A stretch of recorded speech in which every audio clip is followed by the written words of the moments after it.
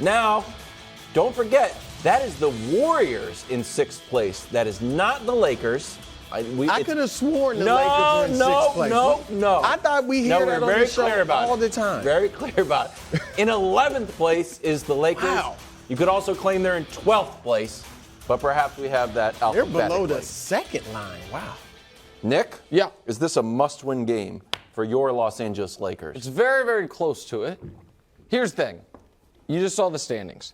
If they go 5-5 in their final 10, their best case is they're the 10 seed. If they go 6-4, they're going to be in that 7-8 range.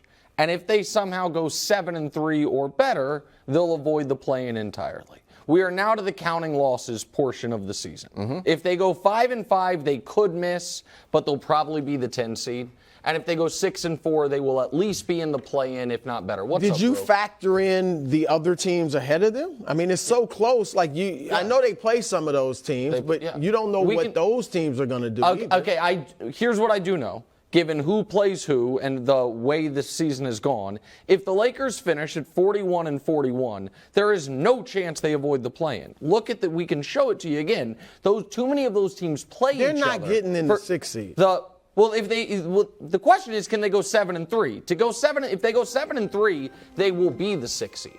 That 41-41 might be the 6th seed, depending on the tiebreaker. Look at where it is. Right now, it's 37-36, and the Warriors could lose tonight, and they have a tiebreaker with the Warriors. So I think it's very it sounds more farcical than it is. But there is. What do I do, Wildes, at this point of the year? Count losses. So in those standings, the difference between the 6th seed and the 12th seed is 1 loss. And now all of a sudden with the Clippers in flux, the difference between the 5 seed and the 12 seed is just 2 losses. But because they lost to the Rockets and because they gave one away against the Mavs, this would be a way to get one back. When we were looking at their final 12 games, their final 13 games, Phoenix was one you're like, probably lose that game. Right. Don't have to have that game. This would be a way to make up for it. So it's not, I don't know that right now you can call it a must win, but it is a need to win if they want to have any chance of avoiding the play-in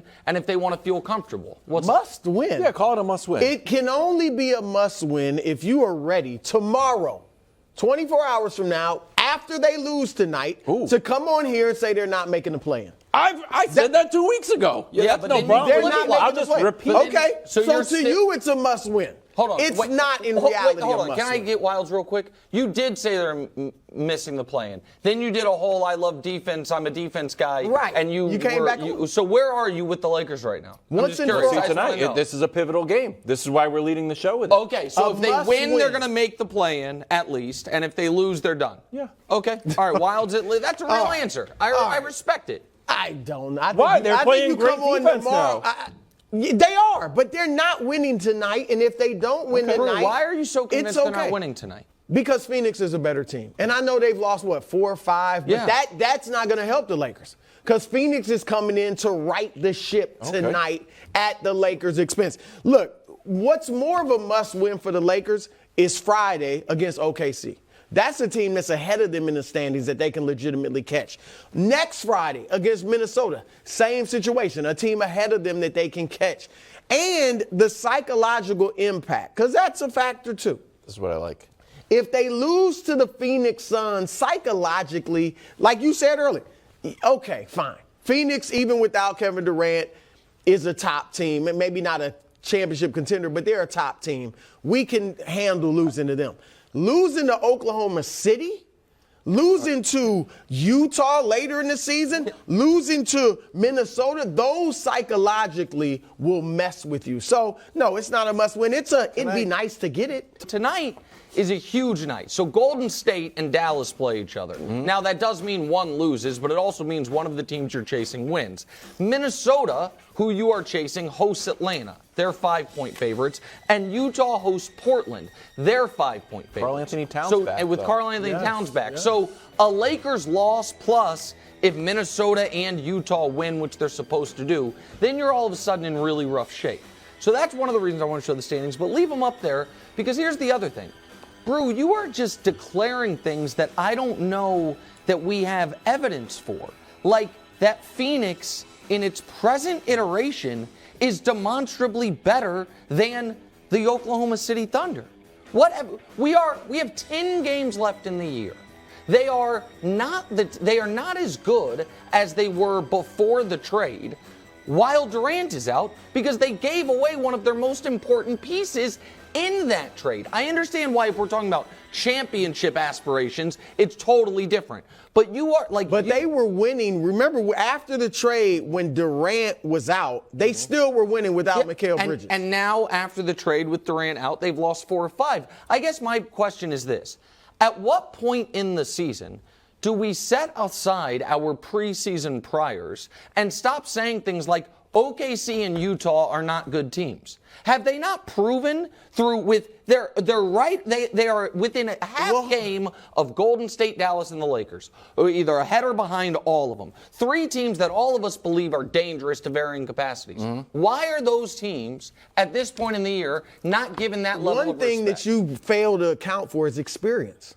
Oklahoma City, now, are they a pretty good team? Sure. But when the Warriors have the same record, in fact, aren't they ahead of Oklahoma City in the by standings? a half game. You say they're not good.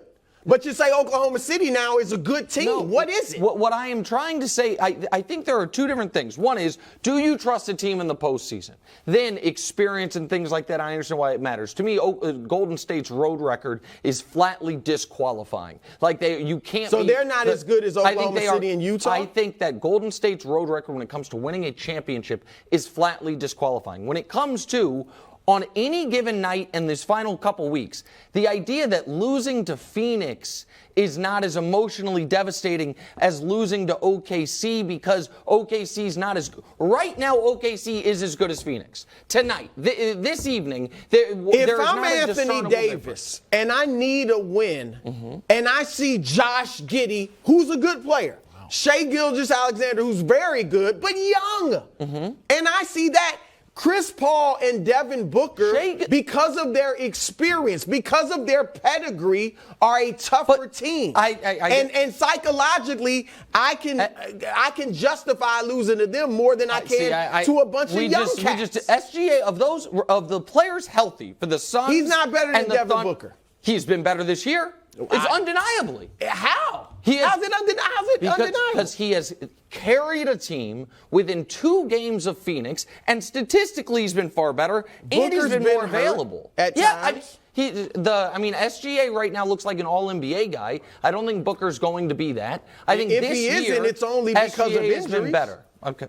I just got a lot of bonus coverage of the Thunder there for you. People in OKC are saying thank you, Brew. Thanks for watching. Subscribe here to get more from the show and to check out clips from other shows on FS1.